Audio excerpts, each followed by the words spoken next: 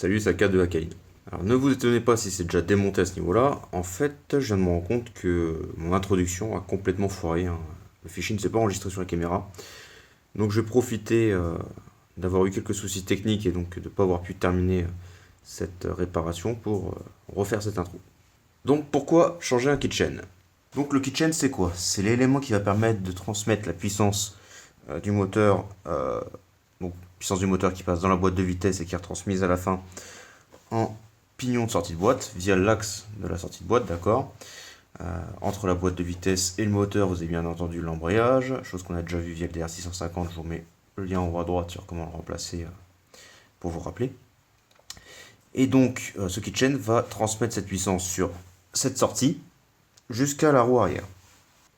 Alors, on n'utilise pas que les keychains, hein, il existe d'autres systèmes pour retransmettre cette force à la roue arrière. Il va également y avoir la courroie et le cardan. Le keychain, c'est en moto ce qu'il y a de plus répandu. Le keychain va être composé de un pignon de sortie de boîte, de la chaîne et donc de la couronne que vous trouverez posée sur la roue arrière. Donc avec le temps, la chaîne s'use, elle va se détendre, elle va avoir des points durs et les pignons vont également s'user. Là, comme vous pouvez le voir, ceci est mon pignon de sortie de boîte et il a une usure particulièrement avancée. Voici en comparaison le pignon neuf qui va prendre sa place. L'usure d'un keychain est totalement différente d'un utilisateur à l'autre. Ça dépendra de votre trajet, de votre type de conduite et surtout de l'entretien. Si vous graissez bien votre keychain régulièrement et si vous n'utilisez pas des produits trop corrosifs lorsque vous le nettoyez, tels que de l'essence par exemple.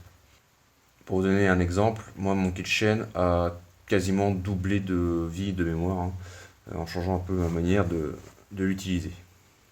Donc il existe deux manières de changer un keychain. En fait, soit en utilisant un keychain déjà fermé, c'est-à-dire que la chaîne est déjà sertie. Sur ce système-là, il faudrait démonter le bras oscillant, hein, qui se trouve ici, via son axe qui est là. Ce qui est assez lourd comme travail, mais l'avantage c'est que votre chaîne est déjà sertie, elle est déjà bien prête, il n'y a plus qu'à poser. Ça permet peut-être au passage de changer vos roulements de bras oscillants en fonction de leur âge et de leur état. La seconde solution, c'est d'utiliser un keychain à sertir. Donc il faudra fermer soi-même la chaîne grâce à un outil spécifique que nous verrons dans la vidéo. Bon, vous voyez que la moto est particulièrement dégueulasse, forcément on est en plein hiver. Lorsque j'ai commencé à démonter la moto, il faisait 2 degrés. Là j'ai de la joie, c'est la canicule, il en fait 5. Mais bref, trêve de bavardage. L'avantage c'est que le début de la vidéo, lui, a bien été enregistré. Donc vous n'aurez pas de perte d'image sur l'intégralité des étapes. Allez, c'est parti. Pour commencer, on va retirer le cache de pignon de sortie de boîte en retirant les 3 vis.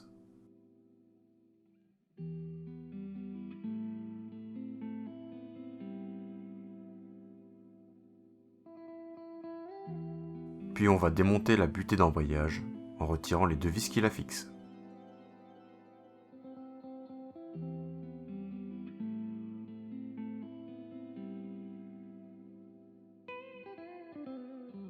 On va déformer la rondelle frein afin de la dégager du pignon de sortie de boîte. Pour dévisser ce dernier, on va utiliser une douille 6 pans et non 12 pans afin d'éviter de l'arrondir. Passez la première vitesse et demandez à quelqu'un de freiner de l'arrière. Vous pouvez également utiliser une cale au niveau des roues. On utilisera alors soit une barre de force, soit une clé à choc si on en est équipé. C'est vraiment la partie la plus compliquée du démontage du keychain, car suivant votre usage ou suivant le montage qui a été effectué précédemment, ça peut être très physique. Bon, je pense qu'à mon niveau, il va falloir que je change de tactique. J'ai les amortisseurs anti-couple de la roue arrière qui sont HS et que je vais remplacer à l'occasion de ce changement de chaîne. Je vais vous présenter ça ultérieurement. Mais ce qui se passe, c'est lorsqu'on force comme des bœufs pour déverrouiller entre autres ce magnifique écrou de pignon de sortie de boîte, voilà ce qui se passe.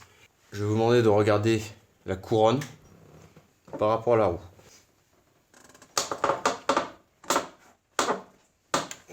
Donc comme vous avez pu voir, il y a vraiment un jeu qui est très important au niveau de la couronne. Cette dernière tourne pas mal alors que la roue elle ne bouge pas, du fait que les silent blocks sont complètement flingués. En même temps, 108 000, ça me paraît être une durée de vie honorable.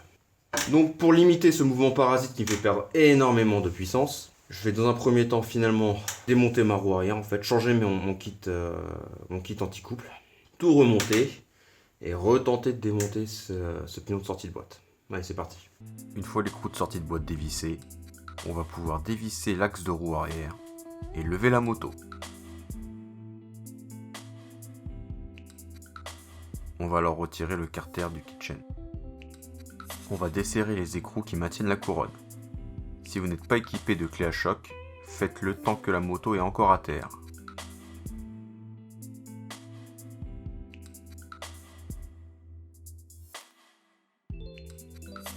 Pour retirer la roue arrière, on va resserrer les réglages de tension de chaîne afin de détendre cette dernière. Ramenez la roue vers l'avant, retirez la chaîne et retirez l'axe de roue arrière.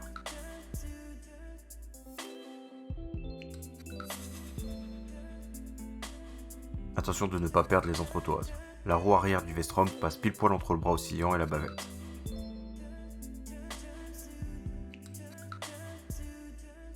Si vous devez changer vos salins de bloc anti-couple, soulevez le porte-couronne et retirez ces derniers en faisant levier.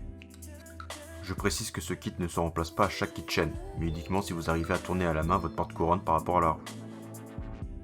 On en profitera pour nettoyer le logement.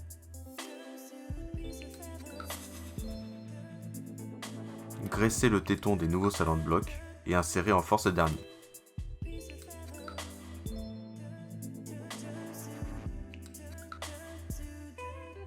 Utilisez une massette et une cale en bois si besoin pour bien les faire rentrer.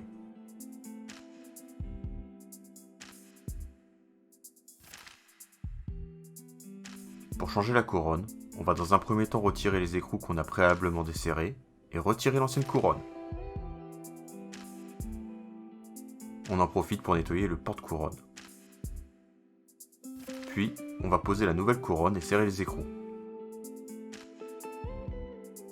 N'ayant pas le couple de serrage, j'applique le principe de contact plus quart de tour. Certaines personnes rajoutent du frein filé par sécurité. Personnellement, je n'en ai jamais eu besoin sur tous les kitchens que j'ai montés. Là, ici on a un point dur. Vous voyez le maillon a beaucoup de mal à bouger. Je suis obligé de forcer comme un âne. Et il n'a pas un débattement aussi important que ceux qui l'entourent. Et ben du coup, c'est lui qui va trinquer. On va couper l'ancienne chaîne sur l'un de ces maillons. Au besoin, finir le maillon disqué à l'aide d'un burin ou d'un gros tournevis.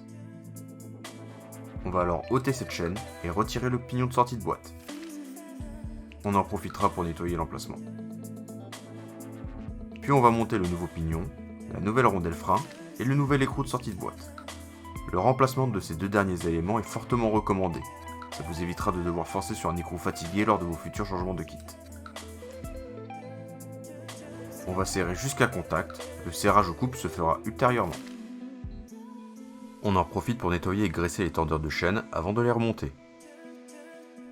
On remonte la roue arrière en veillant à bien caler le porte-étrier de frein. On peut démonter l'étrier de frein de celui-ci afin de faciliter l'opération. On va alors poser la nouvelle chaîne. On va d'abord graisser le maillon avec le petit sachet fourni dans le kit. Y installer les deux joints, les graisser également et mettre en place le maillon pour lier la chaîne. On va reposer les deux joints restants tout en les graissant et apposer la face externe du maillon.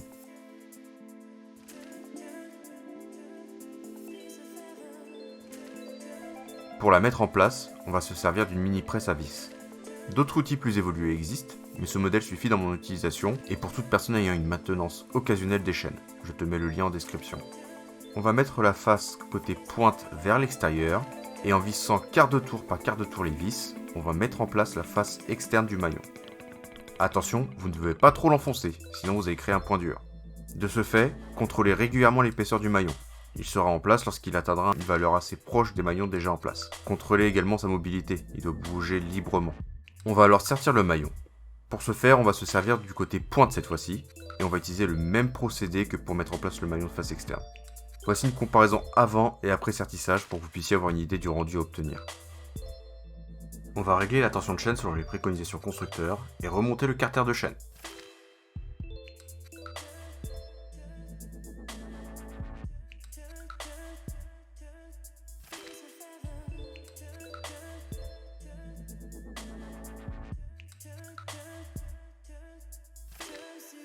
On peut remettre la moto sur la béquille latérale et serrer au couple l'écrou de pignon de sortie de boîte et l'écrou de l'axe de roue arrière.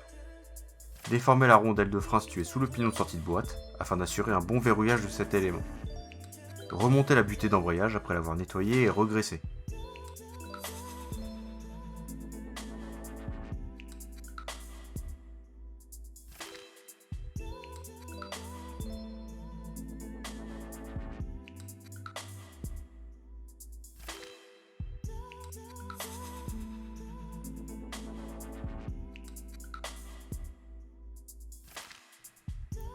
Mon téléphone n'avait plus de batterie passé cette étape, mais il ne vous restera plus qu'à remonter votre carter de pignon de sortie de boîte et à rouler. Si jamais tu as trouvé ce tuto utile, n'hésite pas à lâcher un pouce et à me le dire en commentaire. Indique-moi également si tu rencontres une difficulté particulière dans sa compréhension. Encore une fois, certaines choses peuvent paraître évidentes quand on sait, et du coup, peut-être que j'oublie de vous les dire alors que ça pourrait vous être utile. Concernant le V-Strom, comme tu as pu le voir sur les réseaux sociaux, je n'aurai pas d'autres tutos à venir le concernant, puisqu'il est désormais vendu depuis quelques temps. Néanmoins, comme tu peux constater au fur et à mesure de nos tutos, les montages sont assez similaires d'une moto à une autre. Tu peux donc quand même t'abonner à la chaîne pour suivre les futurs tutos, ou tout simplement nos futures aventures.